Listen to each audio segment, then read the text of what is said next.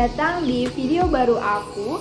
Jadi perkenalkan, namaku Agatha Yuhan dan di video kali ini aku akan memberikan review mengenai salah satu tempat yang telah aku kunjungi. Dan tempat ini memberikan wawasan dan juga pengetahuan baru bagi aku dan juga teman-teman sekalian. So, stay tune terus ya. Jadi, tempat yang akan aku review pada hari ini ialah Monumen Pers Nasional. Monumen Pers Nasional ini bertepat di Jalan Gajah Mada nomor 59 Timuran, Kecamatan Banjarsari, Kota Surakarta atau Solo, Provinsi Jawa Tengah. Nah, aku juga mau cerita sedikit nih perjalanan aku menuju Monumen Pers Nasional ini ke sana bersama partner aku, Ari. Kita berdua naik BST atau Batik Solo Trans, yaitu salah satu transportasi umum yang bebas biaya di Kota Surakarta. Nah, kita berdua berangkat dari UNS Gerbang Belakang menggunakan BST Koridor 4. Lalu kita turun atau transit di halte Tiongking dan naik BST lagi Koridor 2. Memang untuk menuju Monpers ini membutuhkan 1 kali transit menggunakan BST, namun waktu yang ditempuhnya kurang lebih hanya 30 menit karena BST ini juga melajunya cepat, bebas biaya, pelayanannya juga ramah, kondisi busnya juga sangat bersih dan syarat naik BST ini adalah pakai masker, jadi tentunya para penumpangnya juga memenuhi protokol kesehatan. So, sangat rekomendasi untuk kalian menggunakan transportasi umum saat di Surakarta. Nah, sampailah kita di Monumen Pers Nasional. Setelah kita masuk di pintu masuk, kita diwajibkan untuk mengisi registrasi atau buku tamu, buku kunjungan. Buku kunjungan di sini telah terintegrasi dengan teknologi, yaitu kita mengisi menggunakan komputer, lalu kita diberikan name tag bertuliskan visitors atau tamu. Nah, di Monumen Pers Nasional ini memiliki 6 ruangan. Yang pertama gedung induk. Di gedung induk di sini terdapat batu peresmian Monumen Pers. Dan juga selanjutnya ada ruang Mangkunegara, lalu ruang peresmian Monpers, ruang sejarah pers Surakarta, ruang pamer sejarah pers, serta aula atau gedung serbaguna.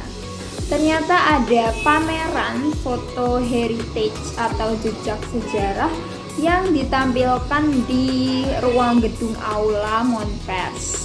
Dan juga terdapat banner G20 di sana dengan bentuk mendukung adanya G20, yaitu mewujudkan pertumbuhan global yang kuat, berkelanjutan, seimbang dan juga inklusif.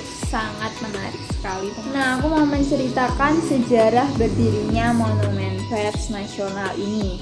Jadi mungkin banyak orang bertanya-tanya ya mengenai Monumen Nasional yang berada di Surakarta, karena mungkin pandangan orang mengenai Monumen Nasional itu berada di ibu kota negara.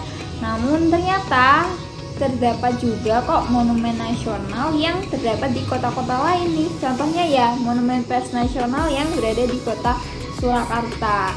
Jadi alasan diresmikannya Monumen Pers Nasional karena pada tanggal 9 Juni tahun 1946 silam terjadi Kongres Wartawan Pertama Indonesia yang melahirkan Serikat Persatuan Wartawan Indonesia atau disebut dengan PWI.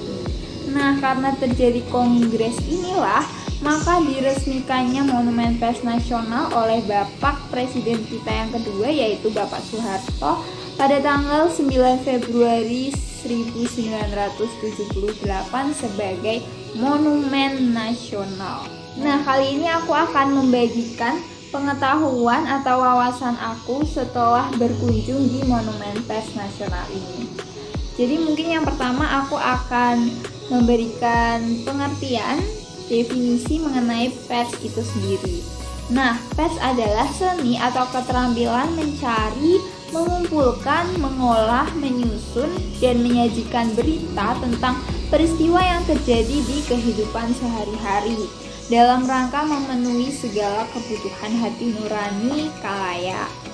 Nah, pers ini tuh ternyata masuk dalam pilar keempat demokrasi yang dimaksud untuk mendukung adanya kebebasan rakyat untuk berpendapat, mengetahui dan menentukan masalah perihal kehidupannya yang berkaitan pula dengan kebijakan yang dibuat oleh pemerintah. Jadi adanya pers ini tuh sangat memiliki fungsi yang esensial ya, terutama sebagai media informasi, media pendidikan, media hiburan, media kontrol sosial, dan juga sebagai lembaga independen yang juga tentunya mendukung pembangunan ekonomi. Nah, di Monumen Pers Nasional ini juga terdapat beberapa media atau juga alat yang digunakan untuk melakukan pers, yaitu ada koran, ada kamera, ada mesin ketik, dan juga ada radio. Di sana banyak sekali perkembangan dari alat-alat tersebut. Jadi kita bisa melihatnya secara langsung. Nah, di Monumen Pers Nasional ini juga terdapat ilustrasi tokoh-tokoh perjuangan yang bergerak di bidang jurnalistik dan suara pers. Nah, aku mau bacakan dari tokoh R.M. Tirto Adisuryo. Beliau merupakan tokoh pers dan tokoh kebangkitan nasional yang memberikan kritik tajam terhadap pemerintah kolonial Belanda. Beliau menerbitkan surat kabar Sunda Berita, Medan Priai yang dikenal sebagai koran pribumi pertama, dan juga Seoleh Keadilan dan Putri Hindia di tahun 1909. Pemerintah mengukuhkannya sebagai Bapak Pers Nasional pada tahun 1973. Nah, di dunia pers sendiri juga memiliki konflik loh teman-teman. Hal ini terjadi karena adanya sistem kapitalisasi industri masyarakat yang kerap jadi pengontrol, seperti penekanan dalam laporan pemberitaan, yang hal itu juga menjadi teror dan juga suatu kekerasan kepada para jurnalis yang ada di Indonesia. Nah, salah satu contoh korban dari adanya konflik kebebasan berpendapat dan juga pers yaitu terjadi oleh Pak jurnalis Fuad M. Syarifuddin yang menjadi korban karena memberitakan dugaan korupsi yang ada di Bantul. Nah, teman-teman, kita sebagai mahasiswa, generasi muda bangsa dan juga agent of change bisa banget loh meneruskan perjuangan tokoh pahlawan kita yang bergerak di jurnalistik. Kita juga bisa mengurangi adanya konflik yang terjadi di pers dengan melakukan gerakan-gerakan kecil. Yang pertama, kita bisa aktif berpendapat di dalam kelas ataupun di komunitas maupun di organisasi. Dengan kita berani untuk berpendapat, berbicara mengenai suatu kebenaran ataupun membela suatu orang yang tertindas, kita juga menjadi langkah kecil dalam menyuarakan pers tersebut. Yang kedua, kita bisa menyebarkan konten-konten yang positif nih di beranda media sosial kita.